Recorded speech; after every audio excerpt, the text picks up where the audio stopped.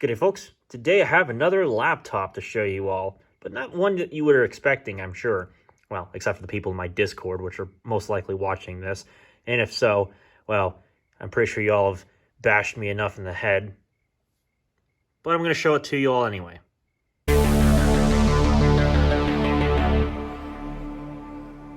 So what I have here is a Dell Latitude C640 laptop, and well, really the only reasons why I got this machine, well, first of which was memes.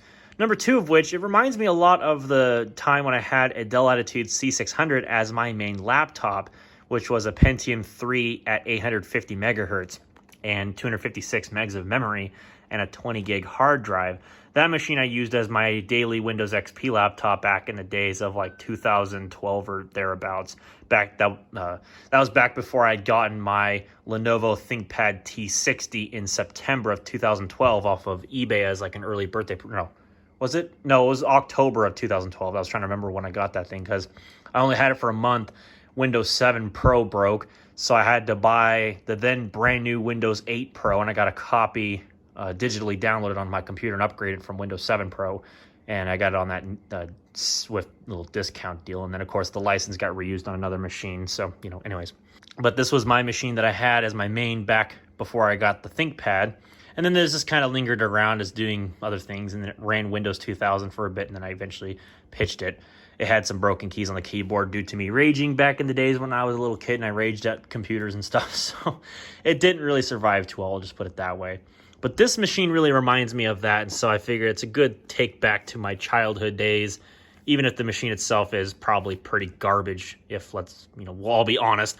It's basically a Dell Inspiron 5100, but it has a Pentium 4M, and it has like this C600 series body in it, which they weren't exactly the best Latitude design, if I may be honest. They do have their issues, especially as they age over time, particularly the hinges.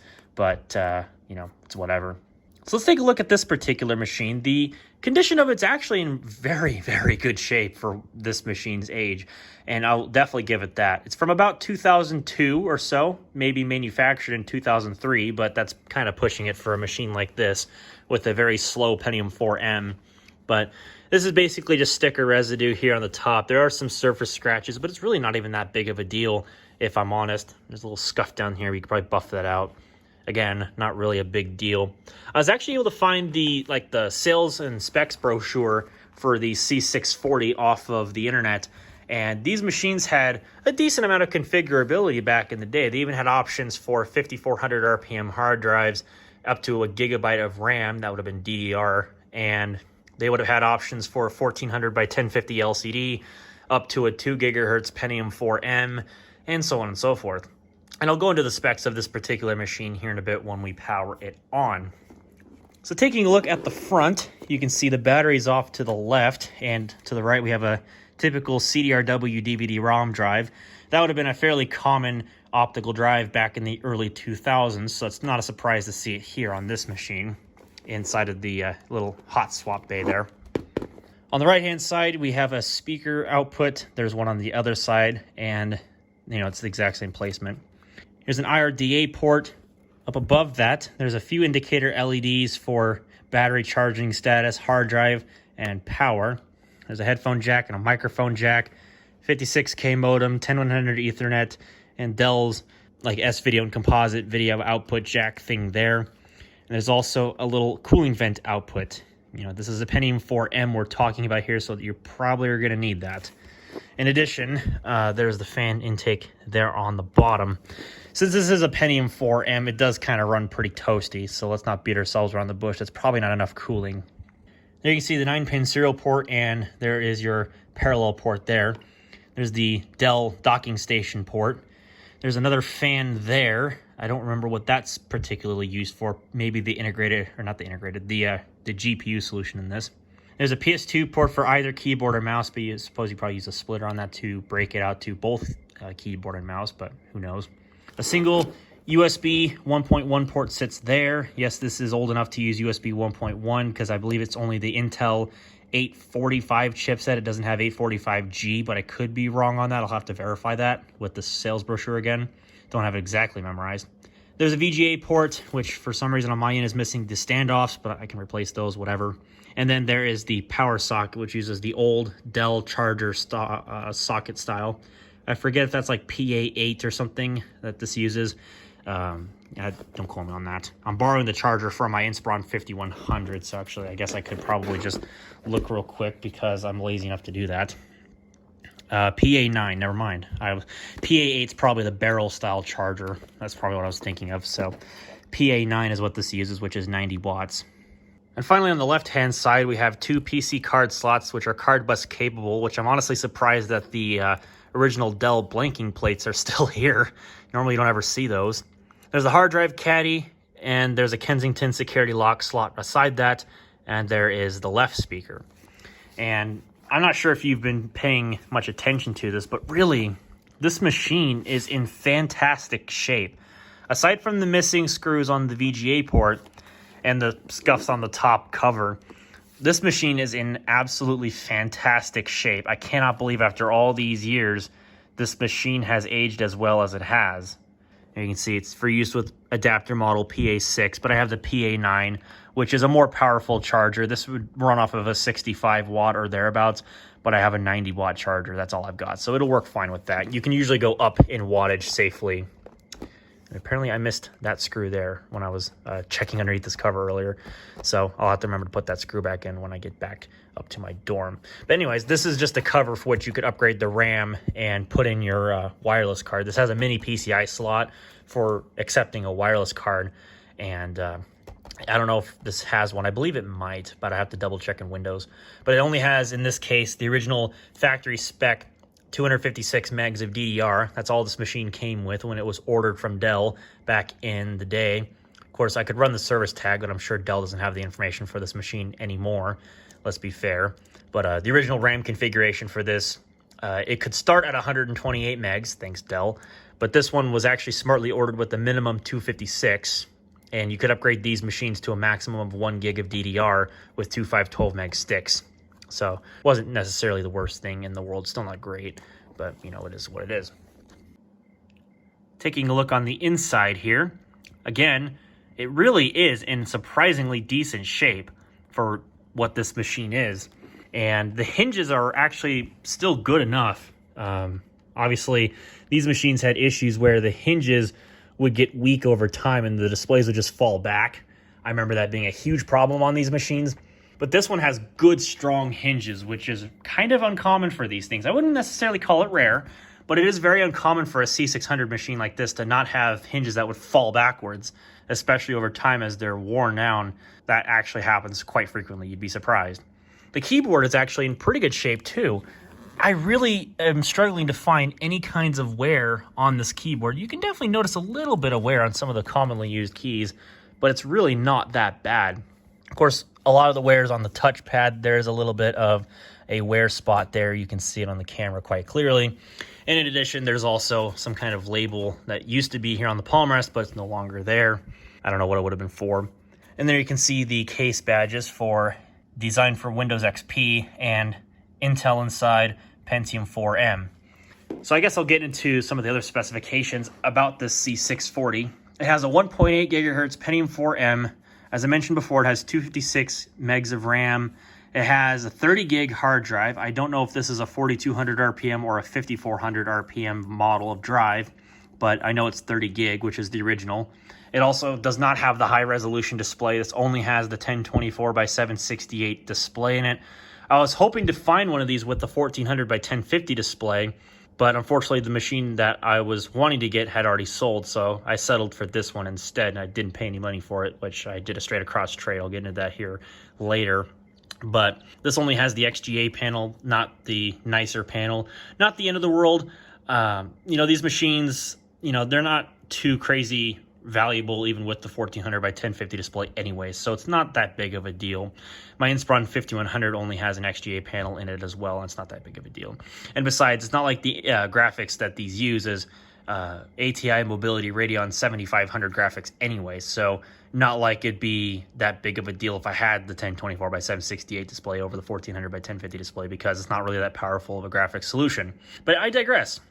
There's some other niceties too about this machine, including its battery, which actually still works. Now, let me say that again. The battery in this thing still works. And what's even crazier is if I take the battery out here real quick, just to be careful with this machine because it's, open, and I don't want to fling the screen around too much because, hinges are still good. I kind of want to keep them that way, If I can get it out. No, it's going to take two hands. One moment. So you might think that because the battery works, this has an aftermarket battery in it or something. Well, no.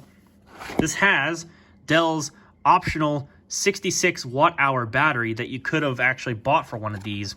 I don't remember what the standard capacity was or if they all came with 66 watt-hour batteries, but this one does have a 66 watt-hour battery, which is actually surprisingly dense for a machine like this.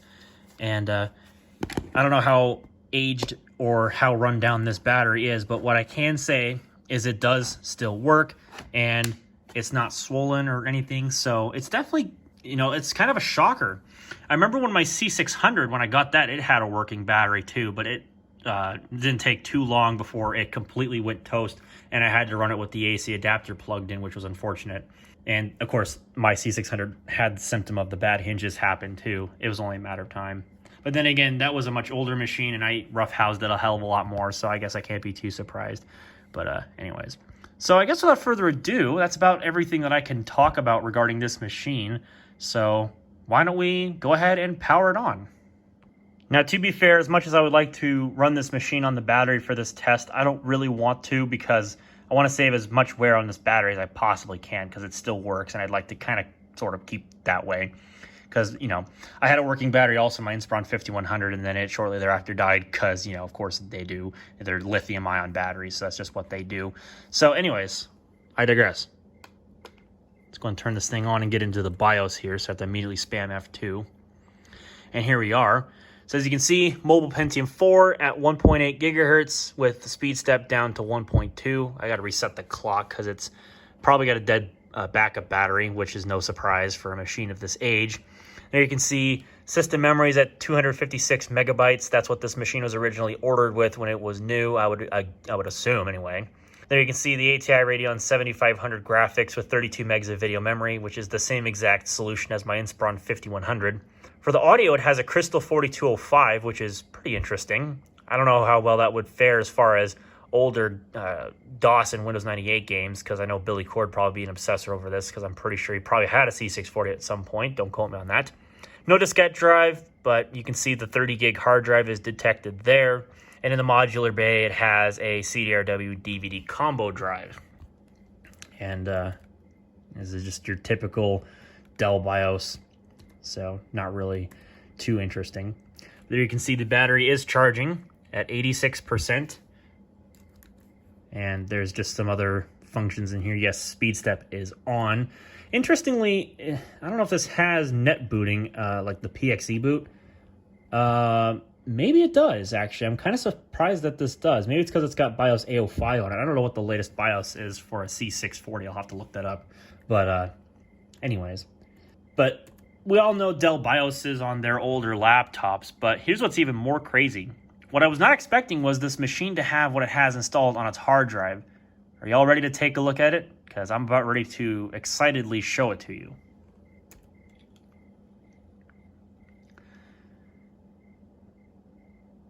That is right, ladies and gentlemen. This has Windows XP Pro with Service Pack 1.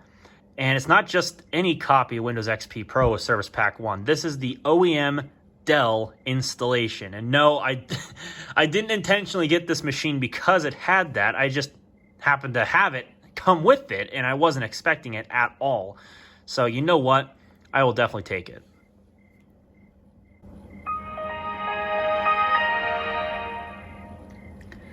And the speakers are not brilliant, but they are there for a function.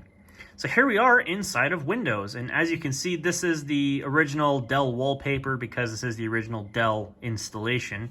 Here you can see one of those sub-notebooks from back in 2002, in addition to Dell's Precision line up there and their Optiplex line. So very 2002 Dell wallpaper. So let's go ahead and go take a look at my computer and go to Properties. There you can see Windows XP Professional Service Pack 1. There you can see mobile Intel Pentium 4M, once again, 1.8 gigahertz, 256 megs of RAM. So not too shabby of a machine. Now, I can imagine the slowdown that this thing would have probably had. You know, obviously if it had 128 megs of RAM, I bet you that would have been brutal. And not only that, if you had updated to Service Pack 2, yeah, good luck. This thing would probably already struggle enough as it is because it would only have 256 megs of memory going into that. But, you know, I guess I digress. So anyways, let's go ahead and head into Device Manager here real quick. I will take a look at some of the things in here for what they're worth. Yeah, this does not have wireless. It only has the 10100 Ethernet, which is an older 3COM 3C920, which is good because this is useful for older operating systems like Windows 98 SE, 2000 NT4, I think probably has a driver for this, so on and so forth. And of course, it has PC card slots, and you can see the Mobility Radeon 7500 there. This has a Hitachi 30 gig hard drive in it. Again, I have no idea if this is a 4200 RPM or a 5400 RPM hard drive. This only has the 845 chipset. This does not have 845G, so that confirms that. I believe the Inspiron 5100 has USB 2, but don't quote me on that. So I guess we can take a look at the USB controllers to confirm this.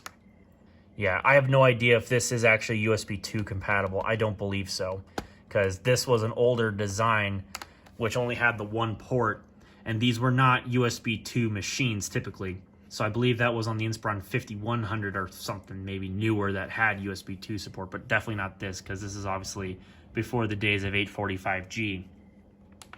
And then again, if we go under properties here and go under settings, you can see this is only 1024 by 768, and annoyingly it's in 16-bit color. Let's fix that because I didn't even realize that it was in 16-bit color. Whoops. There we go, that's much better. So now Windows is in a proper resolution, and good thing ClearType is turned on. But not sure what other kind of wallpapers are on this thing. I don't want to go showing some personal documents on this thing in case there are any. Based on the computer name, I would guess that this was used in some form of EMS as a training laptop, but obviously this has long since been used for that purpose and it's been reset since then. So, you know, I guess I'll never know what this thing actually did in a previous life, because I can't imagine that I can't imagine the prior software was already on this thing, or maybe it is. I have no idea. And I'm not probably going to go too crazy as far as that if it's actually still on this machine. But as you can see, it came with a few different things. Like, of course, Dell included McAfee antivirus with these computers back in the day. It's got Roxio Easy CD Creator 5 because this has a CDRW drive. Although Windows XP had that stuff built in. Apparently it had this e-instruction device manager thing, which obviously doesn't exist anymore because it doesn't open on startup. Acrobat Reader 5.1. Has a trial of Office 2003. Actually, that might be a full installation. Let's take a look, because it's all not been used. It says it was all brand new. Yeah, I had a feeling about that. Yeah, Office Professional Edition 2003. I swear I have a disc for this, but I don't know if it's been put up or not because of my moving. So I guarantee you this probably won't work because it's going to want the CD. And yep, I called that one. Actually, it looked like it was on a network share because of that double backslash there. Well, that sucks. Yeah, I know. Said I can't find the required files. Well, I'll worry about that later. Oh, hello. It works. Okay. Never mind then. Okay, it was already actually on here. So, okay, this has Word 2003 Service Pack 1. Yeah, it was definitely used as part of the EMS. That's definitely for sure. So, this must be a retired, some kind of laptop anyway. And they obviously didn't do too much with it. I can't imagine. Somebody decided to put K-Lite codec pack on here, even though, you know, you just put VLC on the thing and it does the same freaking thing. But, you know, beggars can't be choosers. And I believe because this is Service Pack 1, does it have the original Movie Maker that XP came with? It looks like it might. Yes, it actually does. So, pre-Service Pack 2, or actually this was an optional update even for Service Pack 1 people, there was a new version of Windows Movie Maker that Microsoft had released for XP to update from this older, much older actually, Movie Maker version that was used back in the Windows Millennium Edition days. And yeah, Man, Movie Maker 2.6. I remember when that was actually part of like Service Pack 2 and Service Pack 3, and it was optional as an update for Service Pack 1 owners. Same thing with Windows Media Player 9, which I actually wonder if this has Media Player 9. Oh, it does have Media Player 9. Okay, so at least they did that much, but whatever. Anyways. So, yeah, not too much else to really show with this machine. There's not obviously a heck of a lot on here. In fact, it's actually surprisingly quiet for a Pentium 4M. I'm surprised I haven't heard the fan kick in. Probably because I'm not doing too much with it, so the CPU can actually downclock, and so it doesn't have to thermally kill itself with turning on the fan. So I guess it's got that going for it. That, and I'm running Windows XP and the original Service Pack 1 copy for that matter, which Service Pack 1 didn't really have a lot of overhead, so it's actually a lot easier to run than the newer Service Pack versions, let's be honest. Looks like they used it for playing solitaire at a point in time. But yeah, it looks like it's just a basic XP installation from Dell. Not too crazy. I guess I'll take a look and see if there's anything on the hard drive. I think it's all been probably cleared out, though, because if this was owned by a government agency, they had to have done that before they got rid of this. There had been no way otherwise. Yeah. Yeah, pretty much. It's all been cleared out. That doesn't surprise me. So yeah, there is the C640. I have no idea what I'm going to do with this machine, let's be fair, but at least I didn't pay any money for it, so at least it's got that going for it. But really, I mean, this is, it's kind of crazy that this machine has held up over the years. It must not have been used. It really just, it must not have been used very much at all. So I guess you win sometimes, like I did. So I wonder if this I button does anything. I've never had a Dell computer with the original copy of Windows on it, so I know that this used to do something.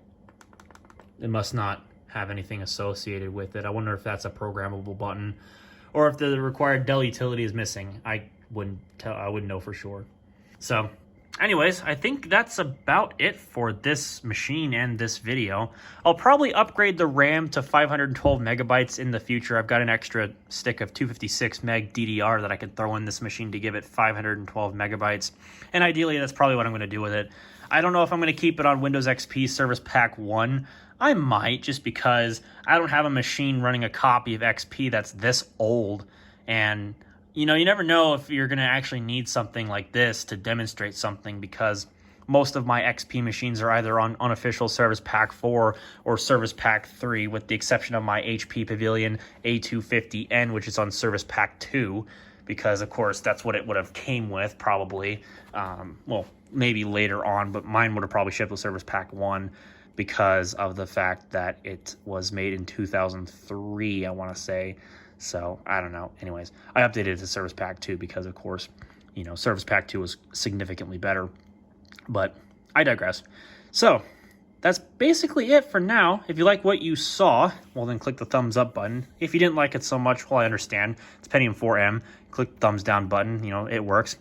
If you want to see more videos on this machine, or perhaps more entertaining content in the future, click the subscribe button down below. And don't forget to click the bell so you'll get notified when I make new uploads public, so y'all can watch them for what they're worth. And with that having been said, thank you all very much for watching. I will see you all in the next video.